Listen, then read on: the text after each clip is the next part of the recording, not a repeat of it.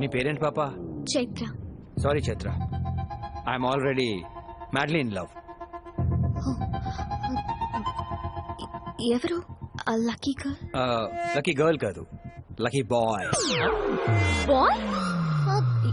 ఎవరు? ఏది నువ్వే కదా?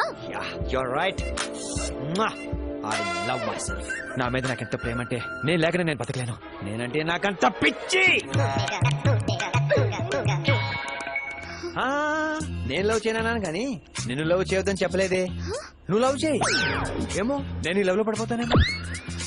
ప్రేమించు. నువ్వు ఎలా ప్రేమించాలంటే నాకు పిచ్చెక్కిపోవాలి. రాబిన్ హుడ్ నా బాయ్ ఫ్రెండ్ అని ఊరంతా చెప్పేసుకో. నేను కొన్నాళ్ళు ఇండియాలో ఉంటా. Who knows? Anything can happen, babes. ఈ హోప్ చాలు నాకు. But one thing, చైత్ర, నేను లవ్ చేయకపోతే నువ్వు హర్ట్ అవ్వకూడదు, నన్ను బ్లేమ్ చేయకూడదు. ఇప్పుడు నీకు నేను లవర్ని. Okay done. నీ కాన్సెప్ట్ నాకు నచ్చింది. ఇన్ఫాక్ట్ నీ మీద ప్రేమ ఇంకా పెరిగింది. చైత్ర,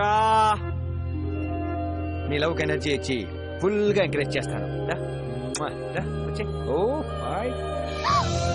నీకు కూడా పిచ్చి పెట్టిందంటే I think you like the hug.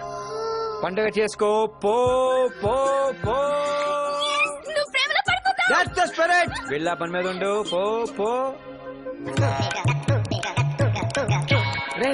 ఏంట్రా నీ ఉద్దేశం? లవ్ చేయనంటావు, నో అంటావు, నో అంటావు, హగ్ ఇస్తావు. అసలు నీ కాన్సెప్ట్ ఏంట్రా?